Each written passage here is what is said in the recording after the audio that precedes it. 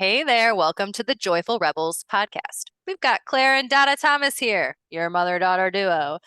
And this week we're going to be talking about negative emotions. Ooh. Ooh. More specifically, how to effectively deal with negative emotions. Because let's be honest here, negative emotions, they don't feel great, right? No one's like, yes, I want more negative emotions. Or maybe, some of the poets or artistic type might, but no one, we generally don't go out and say we want to feel badly. But the truth of the matter is, negative emotions are necessary. You can look at it from an evolutionary standpoint, but some of these things, like our fight or flight response, or even more complex emotions like jealousy or sadness, they're critical. They're necessary.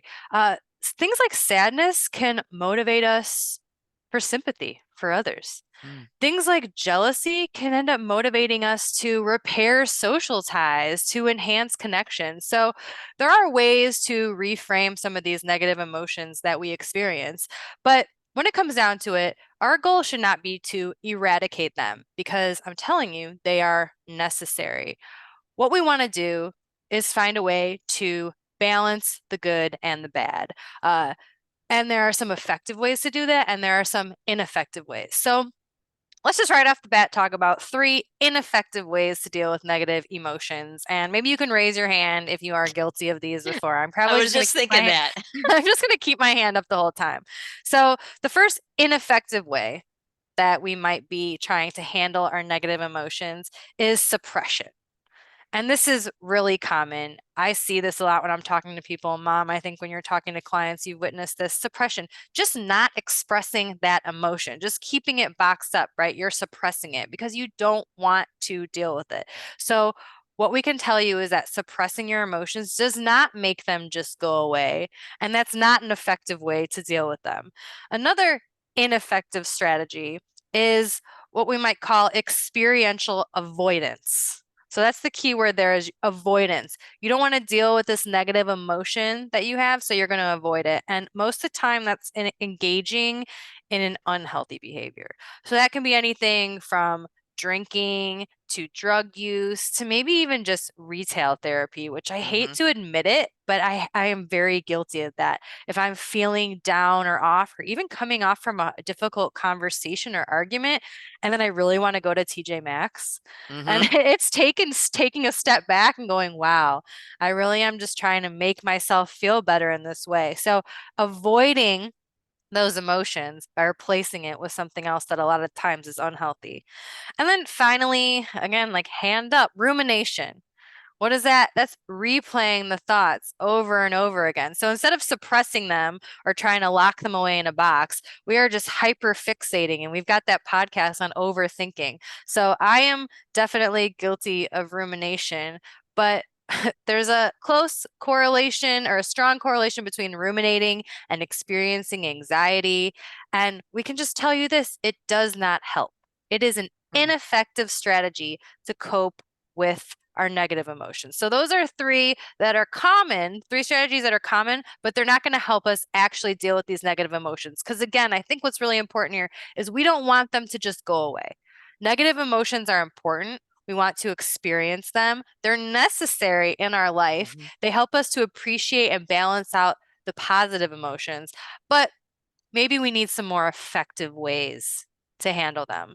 Yeah. So, Mom, that's where I'm looking at you. Okay. I think we've got some more positive ways, or ways that are healthier to deal with them. But although it makes me think that negative emotions have some of the same qualities as a splinter, it doesn't go away. It really doesn't go away. So for those of us that have a history in our families or in our personal lives of just not dealing with stuff, it doesn't really go away. And that's okay, because you'll have time probably in your life as we learn skills to address things as they come. So, hope is right around the corner. There's always a chance that when we wake up and we're taking a breath, that we can make the changes. But some of it is to understand what the landscape looks like, know that we need this balance in our life. We have probably a really good idea on how to do it in a negative way that might feel familiar, but let's throw a stick in the spokes and see what it looks like to do it a little bit more positively. And one of them is to engage in reappraisal, rewriting your narrative. We've Mhm. heard this before, and I want to be really clear. reappraising your situation does not mean that you're just telling yourself a story that isn't true and that it's Mm, just positive and all sunshine and rainbows, and because it's false. We all know in our heads like, well, that's not true. So it has to be authentic, and it has to be still experiencing the myriad of emotions. It's like, what's the takeaway though? And in true Joyful Rebels fashion, yeah, there's always something that happens during the week, or within the surrounding weeks of doing a topic. I just saw on my Facebook feed. So again, if I feel like that's the Stone Age if you're still on Facebook, but whatever. But I love that it flashed back to 6 years ago. I had my right shoulder replaced, and yeah, it's as big of a surgery as you might think. It's big. It's you sleep in a lazy boy for 6 weeks. You're not in your bed because you need to have like borders around you so you're not rolling around. I remember Gretchen and Elisa bought me two friends of mine bought me toddler dishes that had suction cups on the bottom because my right hand, I couldn't get it to my mouth.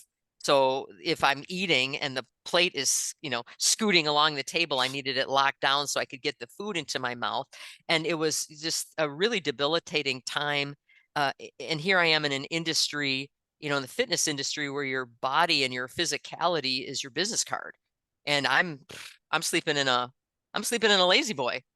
And so what came up on my feed today was that a year after I had the surgery, I had like 10 takeaways of what was my version of the reframe and the things that I learned from it, the gifts that came out mm, of this thing.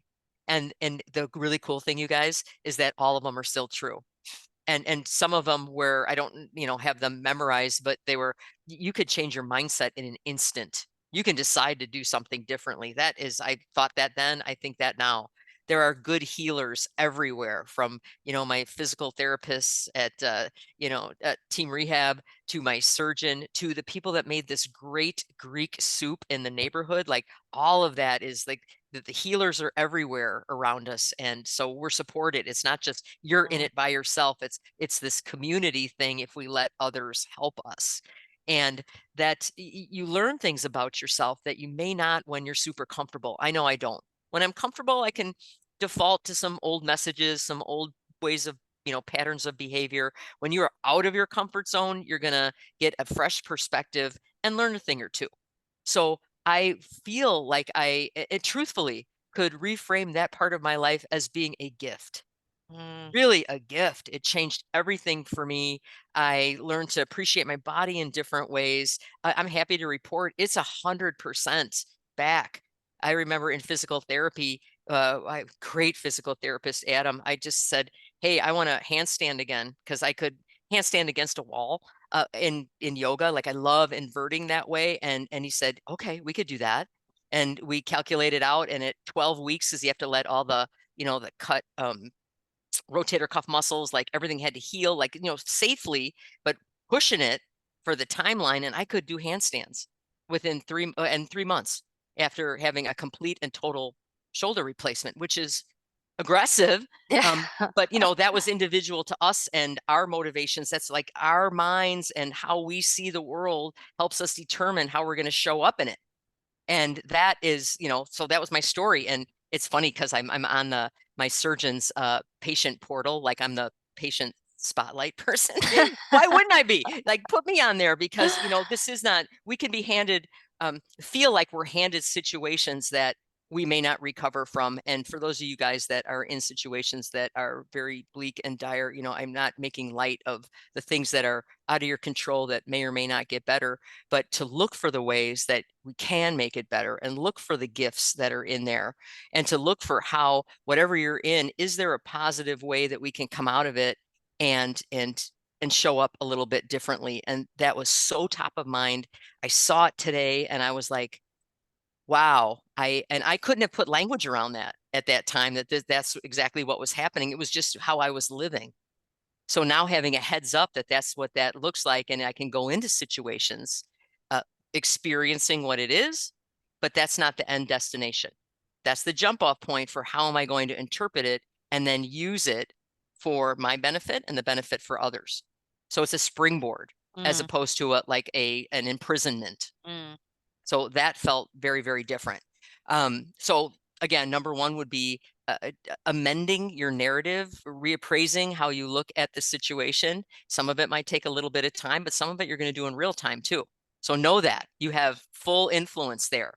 Um, Another way of being able to manage is, acceptance. Acceptance is a big thing, which can seem passive, but it's not, and it really dovetails with some of the things we've been talking about the last couple of weeks. But Hmm. it really is. You pull the lens back a bit and go, okay, this is where I'm at. Like that's truthful. Like I'm a straight up, this is where we're at. I don't sugarcoat my speaking that much. I feel like clear speech is helpful for everybody involved. And having an area where I'm just accepting where we're at provides a concrete jump off point. Like I'm not going to avoid where I'm at. Like I can do this, I can't do that. But knowing that in 12 weeks I could start going back to doing the things that I wanted to do, that was hope. And I do believe that when we have hope, we can send our energy that way and really focus on that piece instead of staying in the weeds, ruminating and feeling badly, which might be the default. Not gonna lie, Hmm. that could be easy to stay there. One of the things I learned that I had put on this Facebook quote was, "We all have 24 hours to sit in our stuff, not 24 weeks, not 24 years. Like you got 24 hours, then get on with it." And that's enough to acknowledge that I'm feeling this thing, but I'm not going to live there. It's like you have a carry-on bag of your emotions. I can stay here for a little bit with my bag. I'm just not going to unpack. So I like that. I'm going to either change my narrative. I can accept where I'm at as a starting point, so I have something concrete. And another really important one that I'd like to share with everybody is the language. And Claire, as we were talking about this, right before we came on, uh, I'm going to admit that sometimes it's easier for me to hear it in others and then it sparks it for me. So I don't want you guys, if you're listening, to miss that you don't always have to have this aha moment as you're doing something in real time. Look for the people that are in your world and just listen to them, and it may spark something in you. So you know how sometimes it's easier to point out somebody else's flaws. You're like, oh, I can see it in them. And, like it's the same thing happens here. I can hear their language. And when I hear like the shoulder thing, it wasn't happening to me. It was just happening about me. Like it just took some of the energy out of it. I didn't feel like a victim.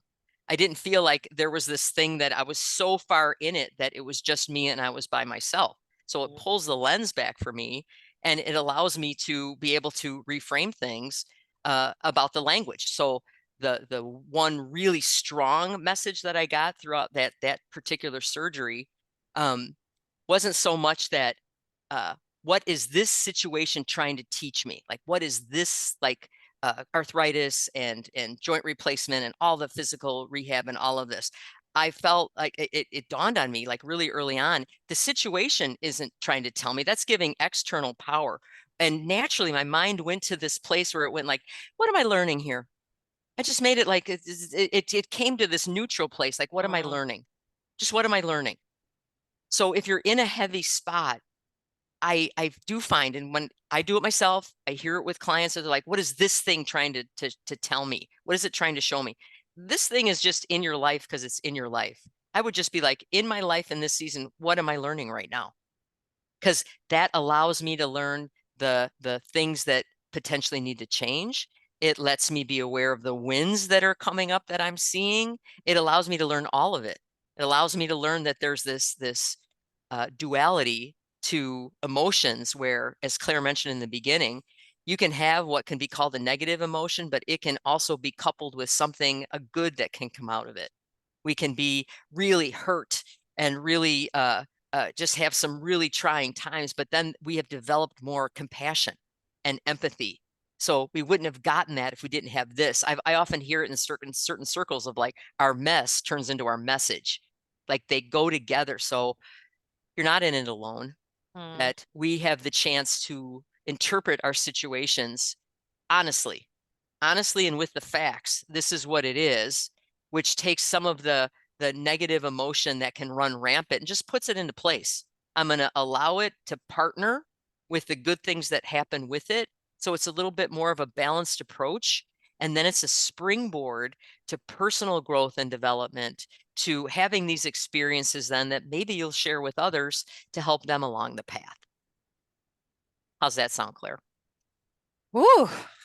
Uh, I do love how you mentioned that things happen, like these topics come up and then things happen that just it's the synchronicities, right? So that Yep. thing popping up on your timeline, and it is. I do love what you shared when you were reflecting on that you're out from shoulder surgery. And every time that you share it, I learn something new. I don't think I knew about the toddler plates, but that's I Right? mean, the I love how you're talking about it though, because when I was mentioning the ineffective ways that we might deal with coping with our negative emotions, you're offering this flip side of the coin because it is again, my hand was raised for all those ineffective ways. We can Me too. take a major situation, a major surgery, and just feel defeated. Or I love how you said that external, like this is happening to me. So many little nuggets and little lessons in there. I think for you listening, what the take home is going to be, or what you can do in this next week is what is your one thing? Do you have one big thing? And, episode one, if you didn't know, Mm, episode one of the Joyful Rebels podcast, we talk about rewriting your narrative with like specific steps in there that bring up some of those things that you were talking about, Mom. Like, don't lie and make it all, roses and, you know, amazing things. But there's definitely very specific ways in there if you're looking to do that. But even if you've just got something that's hanging around in there, maybe using some of these three tips that you talked about, Mom, just reappraising it, and maybe it's in real time. And I think that's really cool. And you've mentioned this before, Mom, but when we get exposed to these tips and tricks and skills, and some of them are familiar, that's good because mm, that puts it closer to the forefront of our brain. And I know it's worked for you. It's definitely working for me.